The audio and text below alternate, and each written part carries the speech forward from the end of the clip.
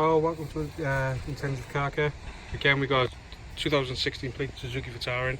Just going to show you where the pollen filter or cabin filter is, okay, and how to replace it. So you into the passenger side, open the glove box. You've got a little clip on the side, so you push that in.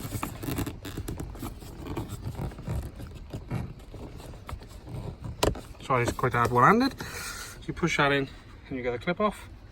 Then you push the one side of the glove box in, the other side in. Again, there you go, it comes off. Pull the glove box out to make it a bit easier for yourselves. As you can see, you've got a cover up there. You've got one clip this end, just unclip it. Again, another clip that end, unclip it. As you can see, there it is. And just pull it out. Again, just the same in reverse to put it all back together. Thanks all, please subscribe.